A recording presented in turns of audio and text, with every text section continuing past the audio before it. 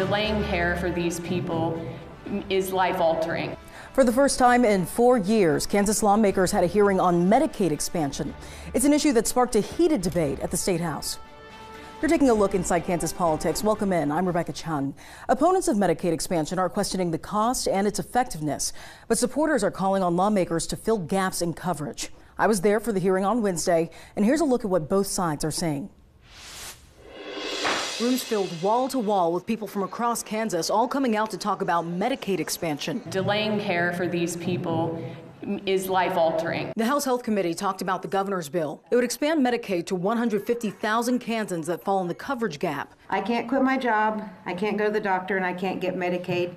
That's that gap triangle that we find ourselves in too often when we're working with our consumers. The bill would also include work requirements. Democrats attempting to address concerns from some Republicans about people taking advantage of the system. It's a non-disabled, non-elderly adult of a certain age. That's by federal law, that person in other welfare programs is called, again, in law, an able-bodied adult. During hearings, supporters laid out a long list of arguments, and one of the main ones include helping the state tackle its rural hospital crisis. I saw the grim reality of uncompensated emergency care for uninsured Kansans drive up the cost of health care for insured Kansans. Benjamin Anderson says he didn't support Medicaid expansion until working at a rural hospital himself. Each year, our hospital had to scrape together the money to stay open, and around that time, we started seeing the financially distressed rural Kansas hospitals close their doors. This dynamic still exists today. The governor's been pointing to data from a National Policy Institute, sounding the alarm on rural hospital closures in Kansas. As of last year, 58% of Kansas's rural hospitals were at risk of closing, and nearly 83% lost money on patient care. But some opponents are concerned about the cost, worrying that the state will be on the hook for money from the feds. The costs will turn out to be higher than even the highest official projection during the debate. As for whether the House bill will move forward, that will be up to the Republican chair of the committee. We asked her whether she plans on working the bill and moving it to the House floor. How likely are you to work this bill and send it to the House floor? Well, the committee will decide whether it goes to the House floor or not, so we're looking at possibly working it. All right, today we're talking with all sides on the issue. Joining our panel is Speaker of the Kansas House, Dan Hawkins, Executive Director of Alliance for a Healthy Kansas, April Holman, and political analyst Bob Beatty.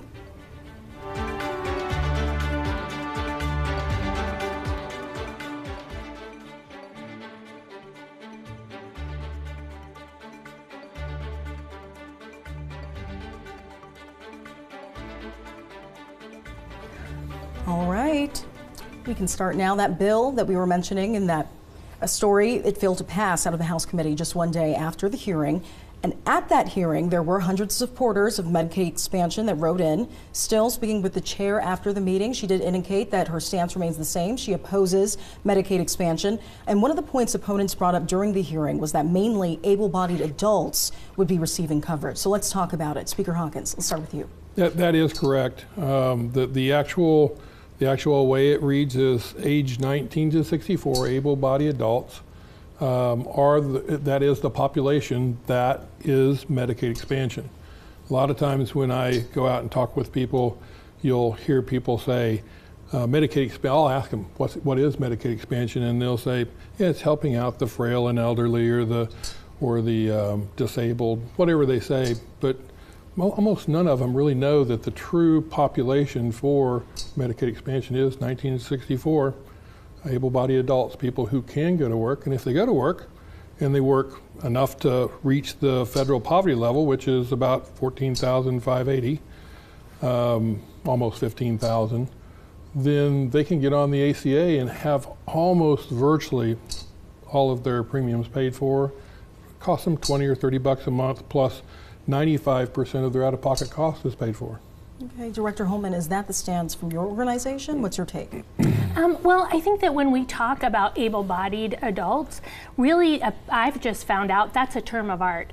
And so what we think of as people who are able-bodied or who don't have a physical reason or a behavioral health reason for not being able to work, that is not the definition that we're using here. So what we see is there are a lot of people who actually do have what we would consider a disability in everyday language.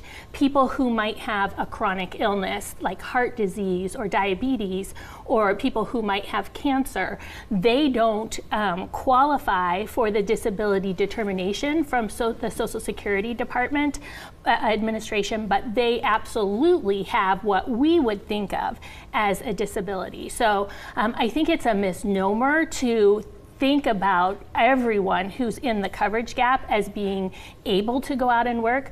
In some cases, people are limited in the amount of hours that they might be able to work. And when you look at the income thresholds, we talk about the coverage gap as being those people particularly who earn less than 100% of the federal poverty level.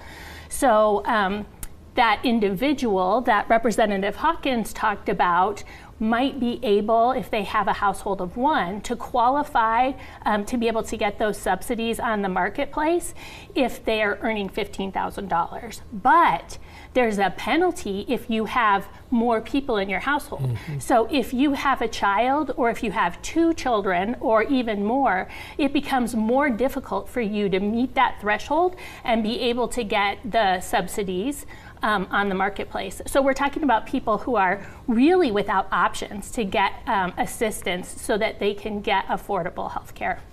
Okay. And Speaker Hawkins, wanted to get back to you there. What did you think about what Director Holman was saying? Well, able-bodied adult is actually, it's a federal term. That's what they call it. We didn't make it up. And they can work, and if they can work, they're going to be able to get on. They have options. They do have options. You know, I find it interesting today when we literally have thousands of jobs available, that we have people that don't want to go to work. About 40%, 30% of those that are in this population actually have coverage. They already have coverage. They will be forced off of coverage and onto Medicaid. So that's a cost that actually hurts the hospitals. Because they're getting a higher reimbursement rate from insurance than they will from Medicaid. And for us, you know, we're trying to also help out Medicaid. We're working on right now increasing the Medicaid reimbursement rates that our hospitals and doctors receive, which we believe that's going to help the system out a lot. Okay, we're going to get into that a little bit more later. But before we go there, speaking of work, right? The bill being proposed by the governor, it does include work requirements, but with some exemptions. Some of those exemptions include full-time students in post-secondary educational institutions or technical colleges, parents or guardians of dependent children under 18 or incapacitated adults, individuals unfit for employment or experiencing hardship as determined by the KDHE secretary or with pending applications for supplemental security income or Social Security disability insurance, individuals with permanent partial disabilities, and then also volunteers working at least 20 hours per week at nonprofit organizations, homeless individuals, veterans, former foster youth under age 22. Mm-hmm. It's a long list. Yep. However, there's still a bill in the Senate, so if the Senate takes it up, we could see some movement there. Do these work requirements, though, effectively address concerns about Medicaid expansion not serving the most vulnerable? And Speaker Hawkins, what are your thoughts on that? No, they don't. In actuality, there has the Biden administration has not allowed a single work requirement to go through. So I think there's been 13 of them proposed, and every one of them has been declined. This one is really interesting because all you really have to do to get to qualify through this work requirement is to once a year show that you have gotten a paycheck. It doesn't have any definition of how much you have to work. It just once a year you have to prove that you have worked sometime during that year, and that's not really a work requirement. And quite frankly, the administration is not going to allow that to go through. So it's really easy for the governor to propose that because she knows it's not going to go through as well. Director Holman, what's your take? Do these work requirements work, do you think? Well, I first of all want to say that the Alliance for Healthy Kansas does not support work requirements. And one of the reasons is because the majority of people who are in the Medicaid expansion population are already working. We know that 69% of the people in this population are working at least one job, if not multiple jobs. And of the remaining 31% who are not working, so many of them are people who have a child under the age of 18 at home and are caregivers to that child, caregivers to family members who have a disability or are seniors. There are a lot of people who have a disability themselves who are in that population and are not well enough to work. We see that in particular in that population between, say, age 60 and 65, where people are getting close to being eligible for Medicare, and they're starting to see things break down in their bodies and more illnesses happen. So, you know, I think from our perspective, because such a large majority of people are already working, the work reporting requirements just end up being another hoop for people to jump through, and we don't want to see any additional barriers being there that would prohibit people from getting access to the affordable care they need. Okay, and so what your argument is, they are working, they just don't meet that coverage requirement, and Speaker Hawkins, you're saying that? I think one of the interesting facts that came out during the hearing that we had, and this came from KHI, 40% of this population is between 19 and 25, 40%. So it's really a young population. And you don't see all the disability in the young. So I think there's, you know, I think a lot of times you can make things seem worse than what they are. But these people, 19 to 25, can go to work, and that's 40% of the population. 30% of the population already have coverage, so we're going to take them off of coverage. So you're talking now 70%, there's 30% left. Okay. April? Could I just clarify? So in the KHI report, they are saying that 69% of the people are working. So that gets back to that young population that we're talking about. That data does not show that they're not working. It just shows that they're probably working in low-wage jobs and struggling, which kind of makes sense when you think about people starting out in their careers. And so I just wanted to kind of make that clarification that we're not saying that all of the people have a disability who are in the Medicaid expansion population. There are a variety of reasons that people don't have access to health insurance through their employer, or they're not able to afford the employee contribution. So that's really who we're talking about, who are in this coverage gap, as opposed to people only having like one thing. Like everyone doesn't have a disability, everyone doesn't have you know, employer-sponsored insurance that they can't afford. It addresses a lot of shortfalls that occur throughout the state on a regular basis. Bob, what are your thoughts on this debate? Well, it's interesting. It's really how individuals, states, groups, countries look at healthcare. And every industrialized country in the world has national health care except the United States. That's fine. It's the U.S. choice to do that. Bill Clinton tried it in the 90s and it didn't go through. Barack Obama, with Obamacare, put in almost a piecemeal system, knowing that he couldn't get a national health care system through. And interestingly enough, when it was written, they really did not think any state would refuse Medicaid expansion. It's kind of naive, I guess. They honestly thought no state will refuse this because it's such a good deal in terms of the money that comes from the feds. But again, this is America, and a number of states said, no, we'd rather not do this. Our political culture is such that it is. But it's been a number of years now, and slowly but surely more and more states have decided to do it, including some recalcitrant states in which they went to the initiative petition and actually just the people voted for it. So it's really how a state or a group of people within a state and their political culture look at health care. Is it something that's sort of a luxury and I've got it and you don't, you need to work for it? Or is it something that, almost like a public good? It benefits the entire state, everybody from A to Z, if we're all healthy. And that's really the debates that have gone on in states, and I think this is indicative of that. And really, the people of Kansas have to decide how they view healthcare, I think, before, something's going to happen. Bob, you also mentioned money. We're going to get into that right after the break. We'll be right back. You're watching Inside Kansas Politics.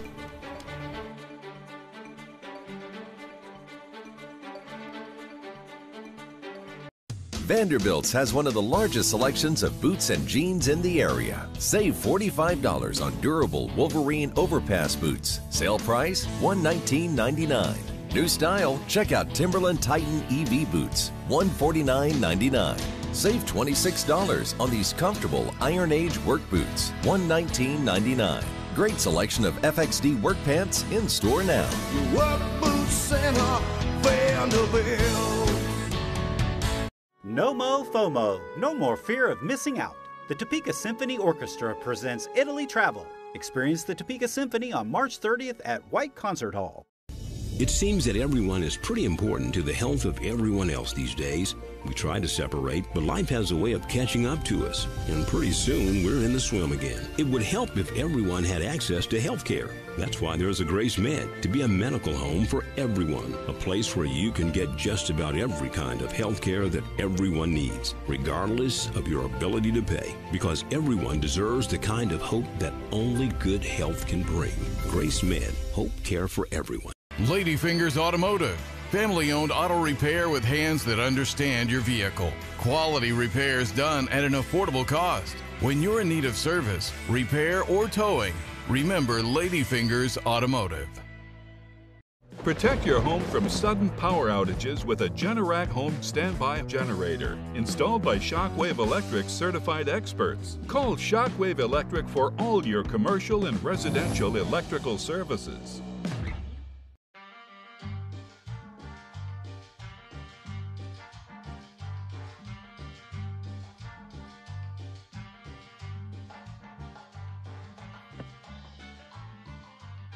Okay, Dad, look at you. I look nice, don't I? I see you. Yeah. Adding your own flavor to fashion comes with age. Let's go. Oh, man, that's the best one yet. Forgetting how to add doesn't.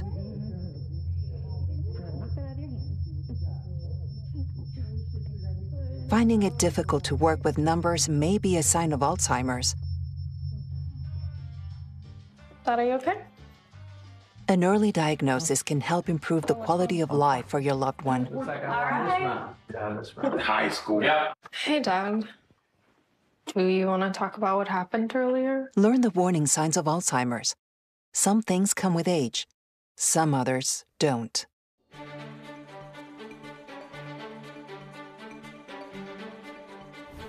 Welcome back to Inside Kansas Politics. I'm Rebecca Chung. We're continuing our conversation on Medicaid expansion.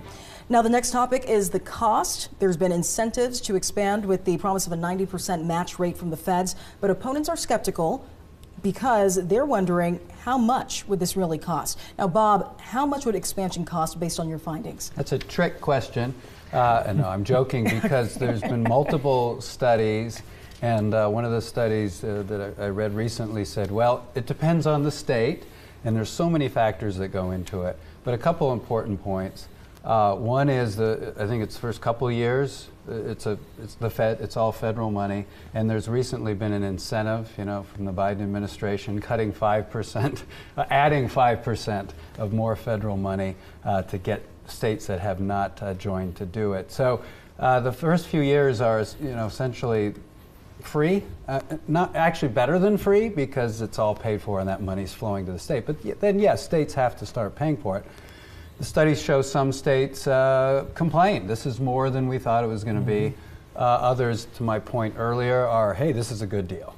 What we're paying is great. We're happy to pay for it because what we're getting does tend to fall a little bit along some political lines.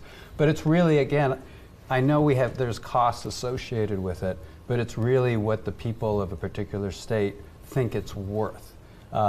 It's a good deal if that's what you want, because instead of the state having to pay all the costs to help these people get insurance, they're getting a big hand from the federal government, and so they see it as a good deal even if it costs more. So, but we're talking maybe 200 million to 350 million over 10 years are some of the estimates I've seen.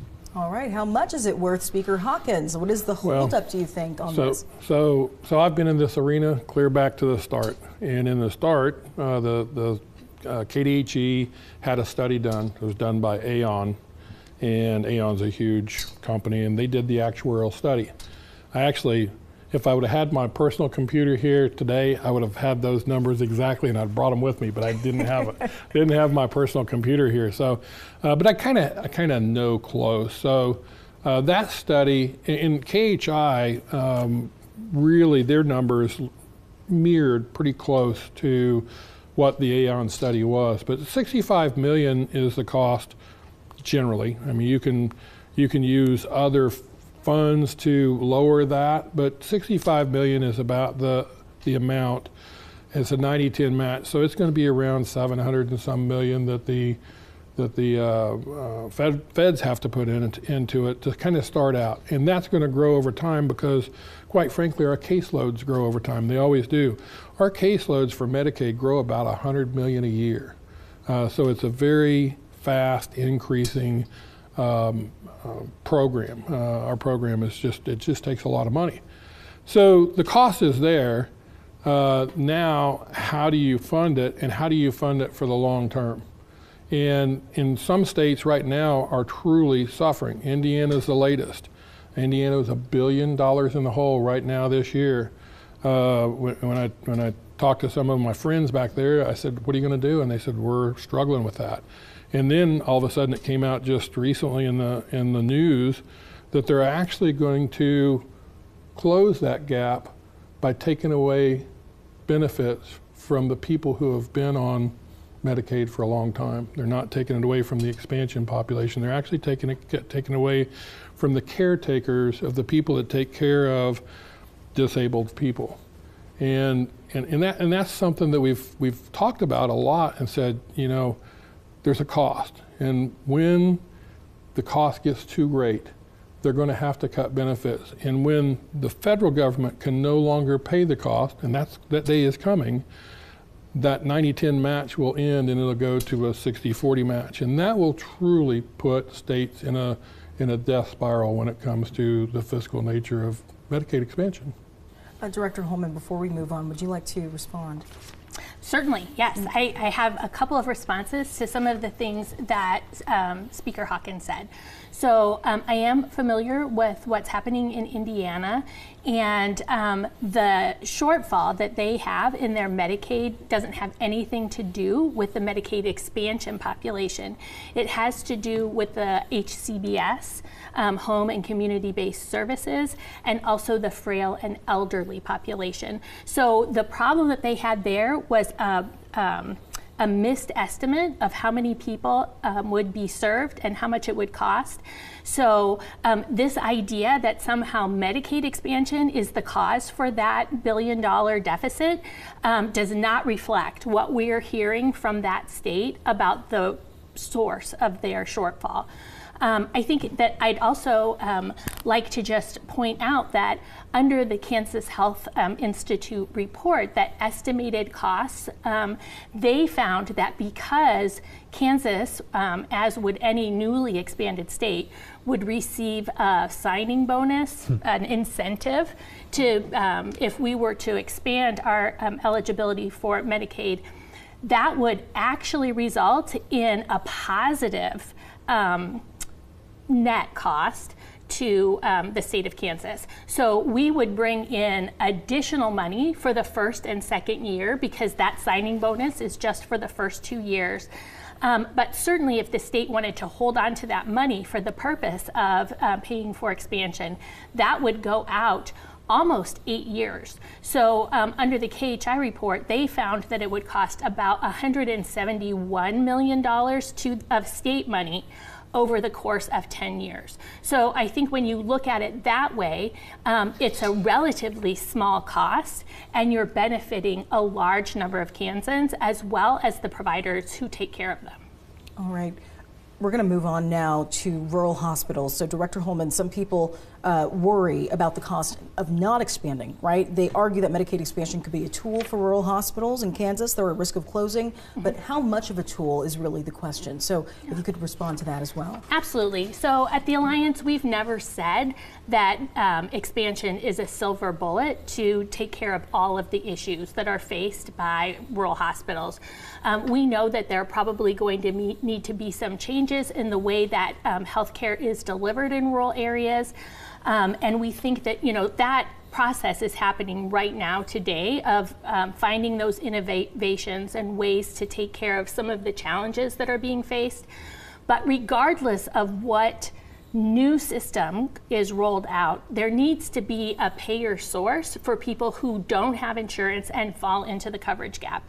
And so in that way, we see expansion as a way to bolster the financial stability of rural hospitals and to really give them some time to be able to be around while this innovation is happening, because hospitals, particularly in rural areas, are the lifeblood of the community.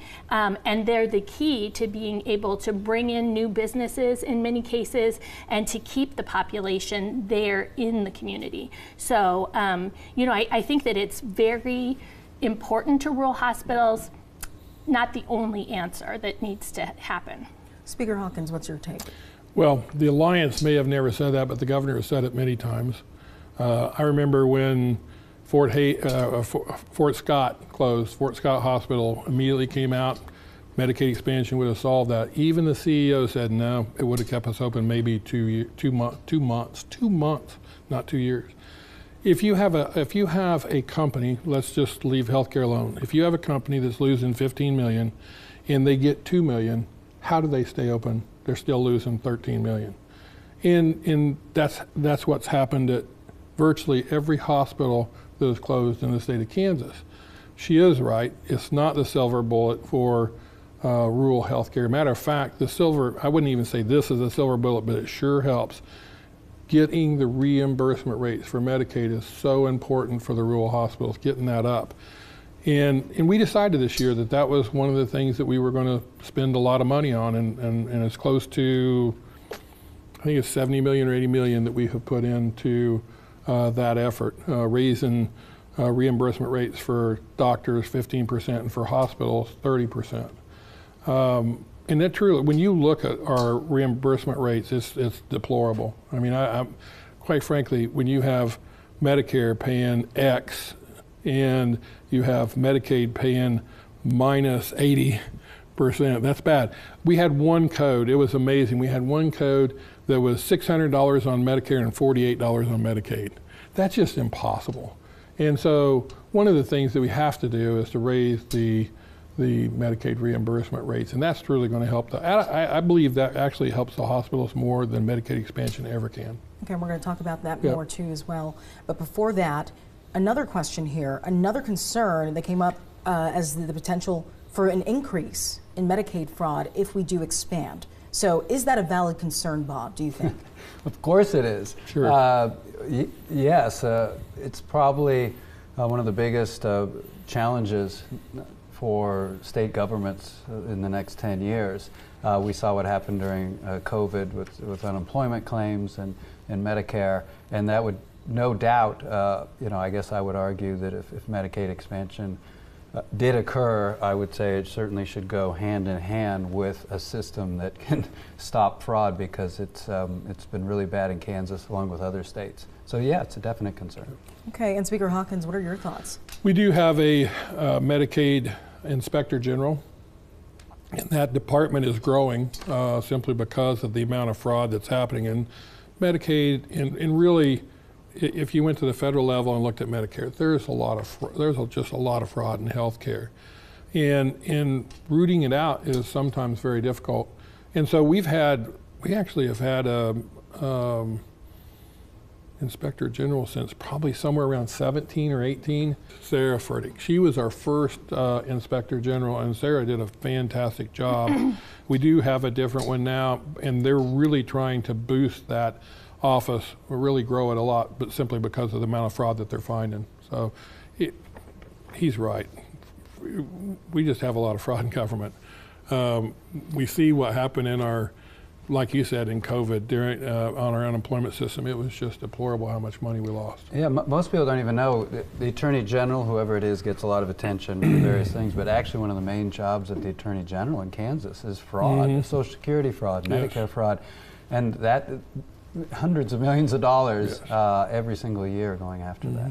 Well, April, or Director Holman, rather, what is your take on this argument when it comes to increasing Medicaid fraud with Medicaid expansion?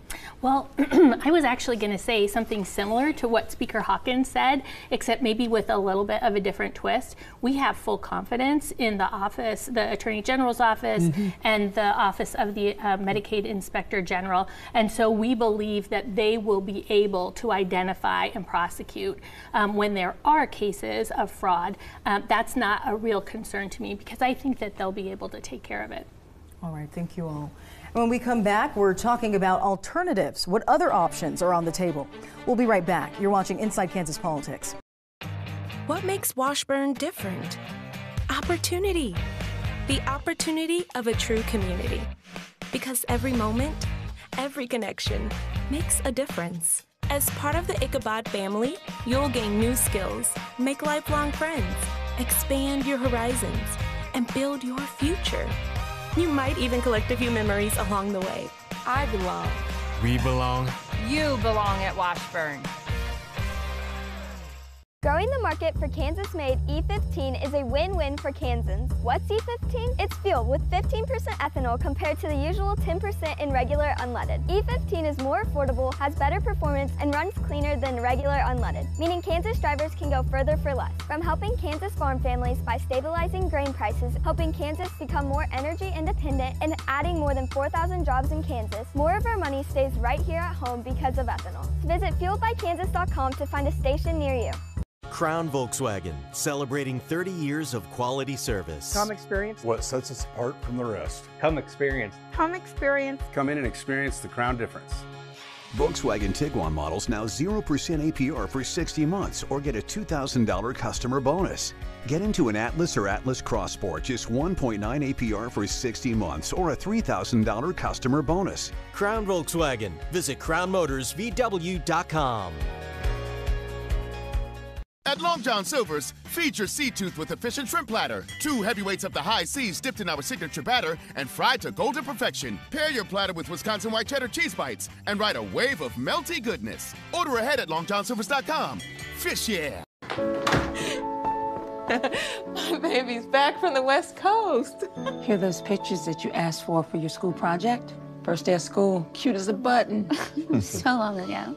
Oh, here's Grandma Florence after that flood wiped out the whole neighborhood. Sometimes I just cannot believe all the storms we've gone through here. I can only hope that we'll be able to leave this house to you one day, baby. You're our legacy. Planning for these disasters will make sure we're safe, and is the best way to protect that legacy. Those beans smell heavenly. Give Mom a little credit. You know what? We should make an emergency communication plan. That way we're ready this year. Oh, great idea. At my dorm, we have emergency kits for earthquakes and wildfires, but I'm sure there's something more local I can send you with the link. Okay. Smart. I'm coming to share with you guys. Protect your legacy. Plan for natural disasters today. Visit ready.gov/plan.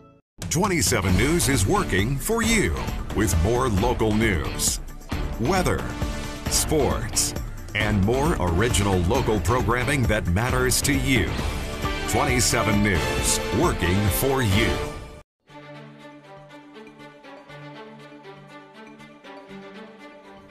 Welcome back to Inside Kansas Politics. I'm Rebecca Chung. Now we're talking about other options that are on the table for Kansas lawmakers.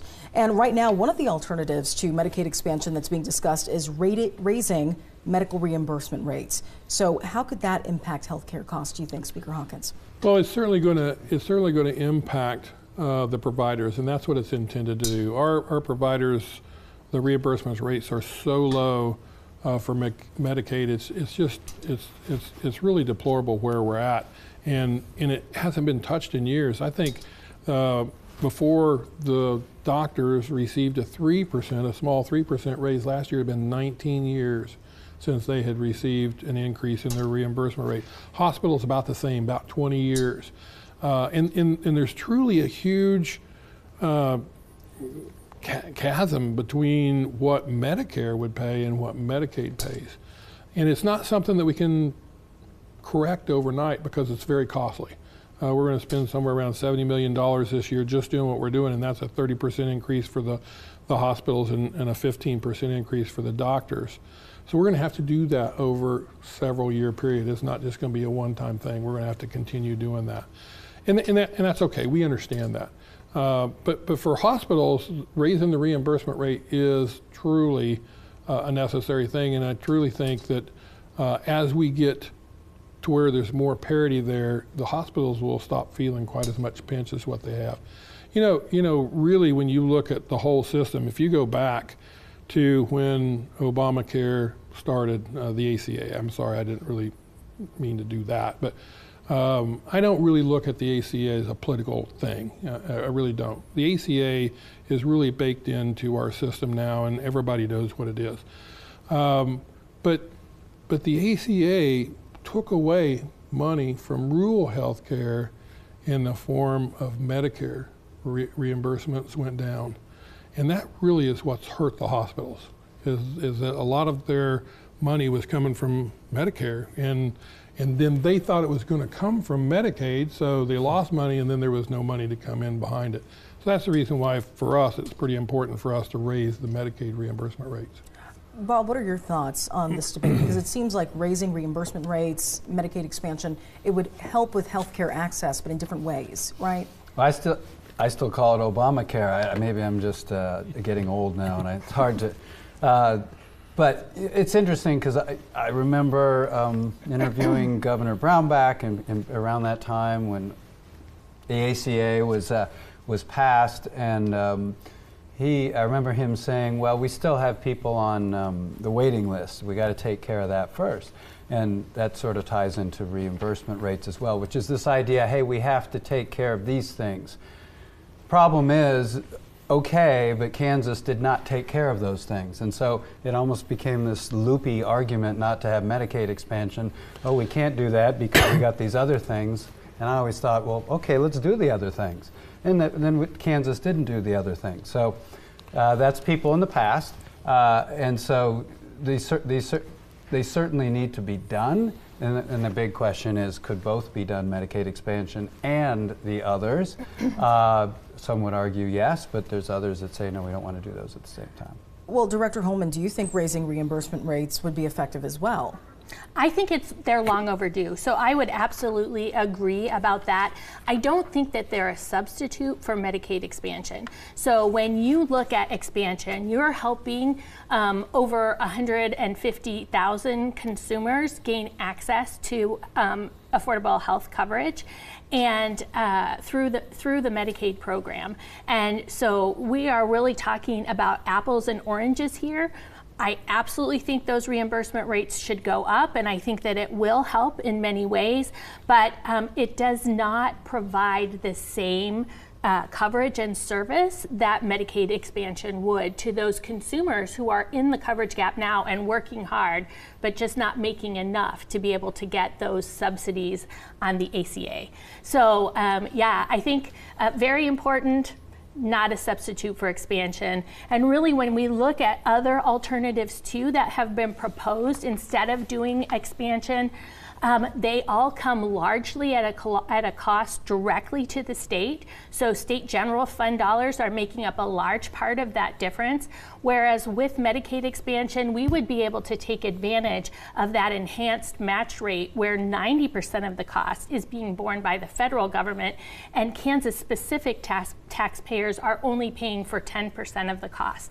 So it really doesn't make sense to me why we would want to think about alternatives, again, not necessarily the rates, but other types of things that would take care of part of the issue that expansion might do, but it costs more and it doesn't cover the same people and people all over the state in the same way.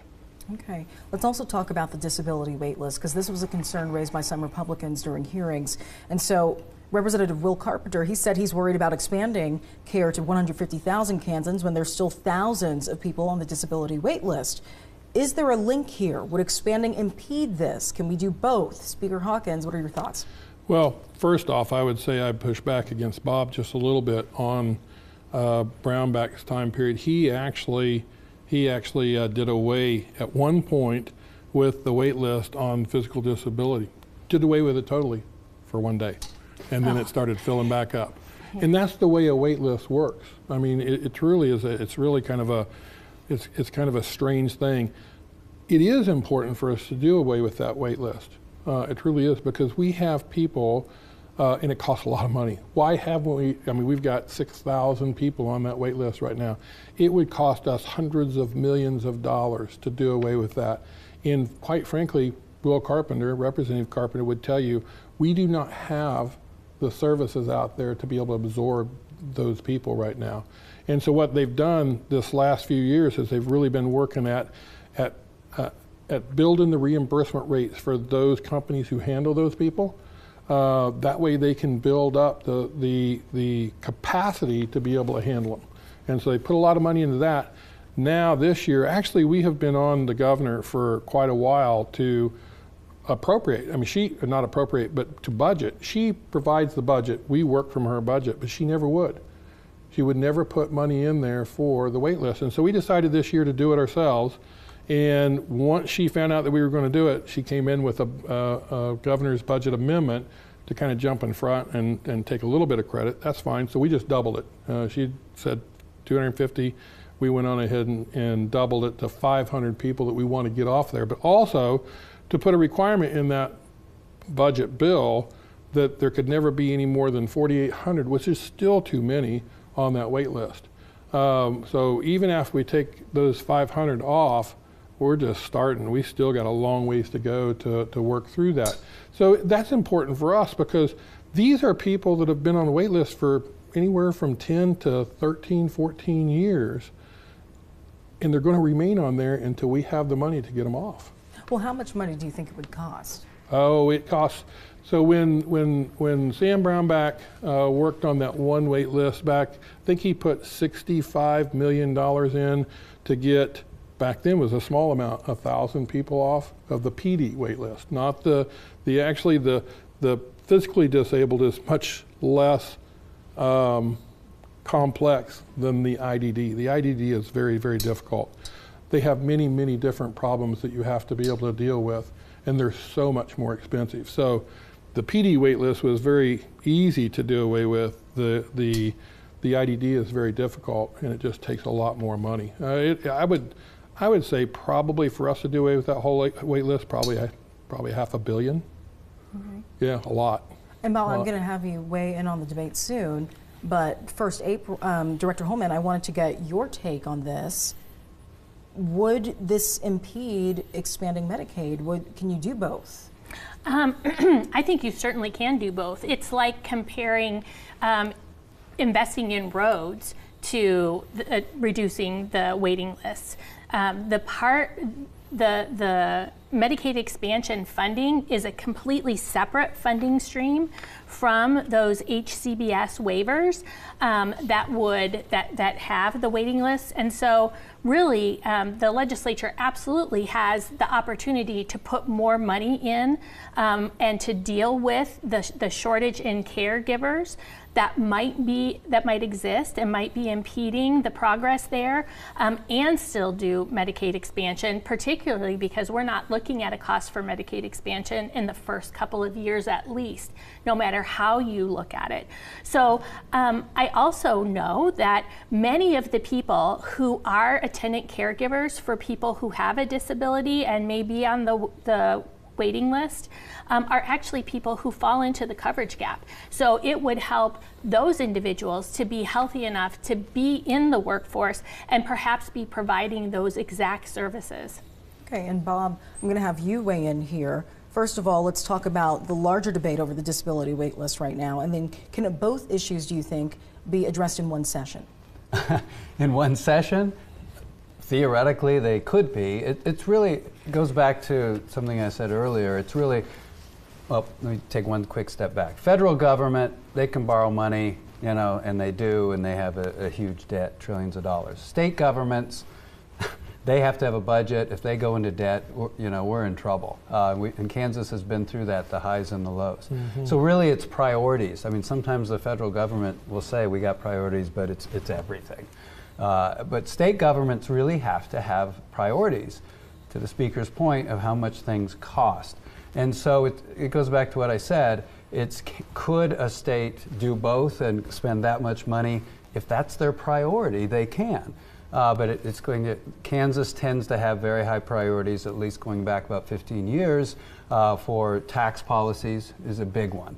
And that takes a lot of money. If that's the state's priority, we've had some big tax cuts. We're still talking about them now, and they can cost money. And initially, even some years ago, the argument was, oh, trickle-down economics, don't worry, this won't cost any money. Kansas found out, no, it does cost money, and that's fine if you're going to cut taxes. So right now, again, the priority is not for Medicaid expansion. And you're right, there's been more movement lately to try to get these lists down, but they're very, very expensive. They're probably going to cost more than we think. But again, the culture of the state has to be, it's worth it. With tax cuts, that's almost always the answer. Oh, this is worth it, it's going to be great, it's going to bring in new business. And that's the priority. But other states will do that with health care. All right, we'll be right back. You're watching Inside Kansas Politics.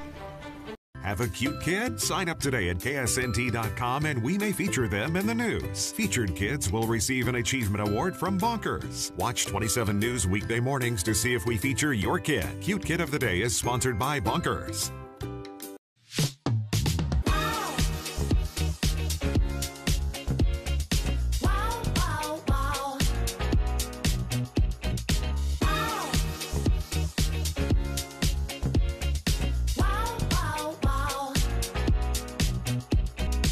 Get 0.9% APR on this Buick Envision. Plus, current eligible non-GM owners get $3,500 purchase allowance, plus no monthly payments for 90 days.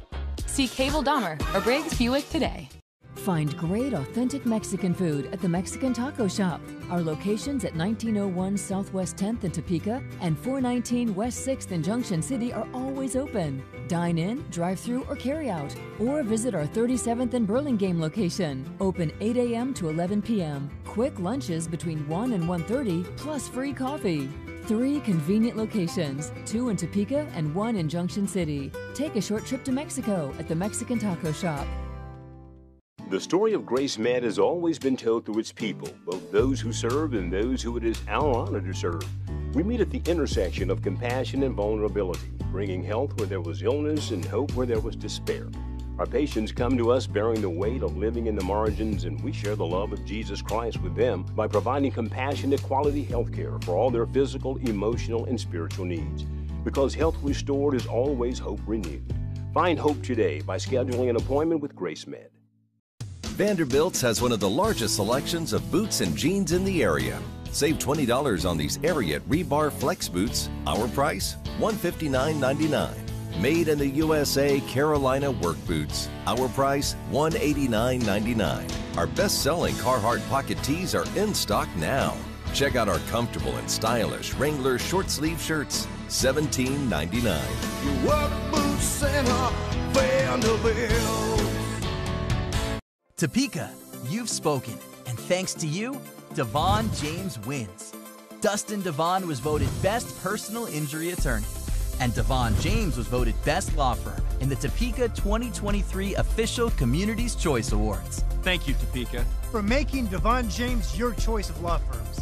Best Law Firm and Best Personal Injury Attorney. If you've been injured, Devon James wins. Call 888-8888. 27 News leads with over 29 hours of original local programming per week, hours more than our competitor, including shows like K-Nation and Inside Kansas Politics. More news, more weather, more sports. 27 News, working for you. Welcome back to Inside Kansas Politics. I'm Rebecca Chung. We're wrapping up our discussion now. And before we go, I want to talk about the next steps, because some people are skeptical about whether Medicaid expansion will even come up for debate this year. We still have that bill in the Senate. Not much traction there. Bob, what's your take? I was surprised there was hearings, but I guess I'm a cynic. I think the Speaker can tell us best. Hey, this is America. It's democracy. It's politics. And he can tell us. He's talked before about whether he thinks the votes are there or not. The governor claims they are, and so I defer to the Speaker. It seems like there's other things this year that need to be hammered out. I think a lot of people would rather not see a special session. So I would say it's probably be quite difficult to shoehorn that in the rest of this year. Okay, and Speaker Hawkins, what are your thoughts? Could we see this gain traction, and if not, what other proposals could make it to the governor's desk? I think today was indicative of what will happen. They worked the bill in committee, in the Health Committee, in the House side.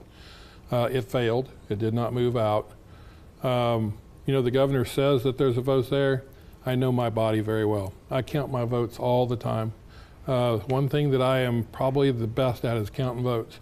And I can tell you there are not 63 votes there. There are not even 55 votes there. So she can talk about there being votes there. There's not. The Senate side, I never try to predict what the Senate's going to do. Believe me, I would love to, but I would be wrong what they're going to do. So we'll let them decide on that. I would say that we will continue working really hard to make sure the Medicaid reimbursement rates get through the budget cycle. We're still in the budget cycle. We're not done yet. That's going to happen this next week. We'll have conference committees starting to work on the budget, and hopefully maybe by the end of next week we will see that through. And that really kind of gives us a good look at where we're going to be at. We still have one budget left at the very end of session. As Bob said, tax is the big thing. Both on the governor's side and on our side, we feel like we do need to have tax relief, and we're working very diligently on that. Met with the governor today. I wouldn't say we made a lot of headway. It was it was just an interesting conversation we had with really neither side agreeing on much of anything. So we got probably a long way to go on that, but that will work its way out. We're going to have tax relief before we leave. So I think that's kind of where it ends up. It really does. Okay. And something interesting that came up during hearings, they did say, you know, they had the argument about the disability wait list, addressing that first before Medicaid expansion, but they did also say, you know, before we even talk about Medicaid. So could they, I guess, come up with a proposal for Medicaid expansion in the future then, do you think? Do you think this is an issue that's could come up again? This year? Another session. Oh, guarantee it will. There's no doubt. You don't even have to think about that. But a hearing, do you think? You know, we've had a lot of hearings. It was interesting. April knows how many hearings we had. You know, I started out as health chair, and I had 3 days of hearing the first time I did it, 3 days. So we've had hearings all the way along. Have we had a bill make it out of committee into the floor? Never, I don't think. I can't remember if ever a bill making it out of committee to the floor. How it comes to the floor is through an amendment, and we have debate. And what's the interesting thing about it is one time, so I think it's probably 17, it made it across the House floor, made it through the Senate, and to our governor, Brownback at the time, and he vetoed it. The next time was in the 19 to 20 time frame, when it made it across the House floor, made it to the Senate, and the governor had it won. She was winning. I always say she had us down 24-0, kind of like one of the games with the Chiefs. We were down 24-0, and she decided to shift her attention to value them both, which she didn't have any say in it, but she made a big deal out of it and made Susan Weigel make the proclamation that she would never do Medicaid expansion until Value Them Both won. And so the governor had the ability then. It was going. It was going through the Senate. It was going to head to the governor, and the governor just took her eye off the ball. And so it would be here today if she hadn't done that. You would agree? Well, what I would do is say that I think you were the last chairman in the House that allowed a bill hearing on expansion. Yes, it has not happened since 2017. Time flies when you're having fun. It does fly when you're having fun. There has been a round table back in 2019, but the last time there was an actual bill hearing was 2017 in the House. April knows, I guarantee you. I forgot that it went to Governor Brownback. So it did. I forgot about that. And back during that time, I know this might be just a little off script, but I actually didn't know what he was going to do. There was some people that actually thought he might sign it, and some people thought he might veto. Well, he ended up vetoing it. But most people really didn't know what he would do. So classic. The legislature passes it, and the governor vetoes it, and then the next governor wants it, and then the legislature doesn't pass it. So, you know, that's a little bit of history there. And Director Holman, what's your take? Any final thoughts on this? Yes, absolutely. We have 4 bills for expansion that are exempt and alive until the end of this session. We're not giving up as advocates for expansion, even though I'm hearing that the odds are stacked against us. I would say that I really hope that as we move forward, we will find a way to be able to negotiate some sort of compromise on expansion. Certainly 40 states have already done this, red and blue states. We are seeing the expansion past the Republican House in Mississippi a couple of weeks ago. This is a foregone conclusion that expansion is not going away. So when we look at our decision to turn this money that would help us in a number of ways in Kansas away, I think we really need to think of ways that we can find a solution that makes everybody comfortable, where we can help utilize those funds and do good for our state. But then it also still faces opposition in the Senate as well from Senate Republican leaders. So how do you see that going on that side? This year, I think I would respectfully disagree with Speaker Hawkins. I think we do have the votes on the floor, but we don't necessarily have votes to go against leadership. And so where we have private conversations with legislators and they say, I know that my constituents want this, but my speaker does not, and we're not going to be able to get it to a vote. That gives me hope that there is an opportunity if we ever were able to just have a clean vote on the floor of the House or Senate. And the political side is the governor, as we all know, has started a political action committee, seemingly well-funded.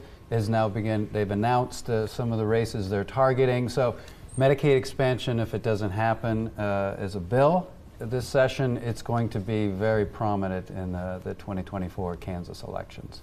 All right, thank you all. And that was your look inside Kansas politics. If you want to keep up to date on all things Kansas politics, then follow us on social media. Follow us on X at InKSPolitics and on Facebook. Just search Inside Kansas Politics. We'll also post the full video on YouTube. Just search KSNT News. And check ksnt.com/inside-kansas-politics for past episodes. If you have a story you want Kansas state legislators to hear or topics you think we should cover, let us know. You can email us at ikp@ksnt.com. We'll see you right here, same time, same place. Have a good day.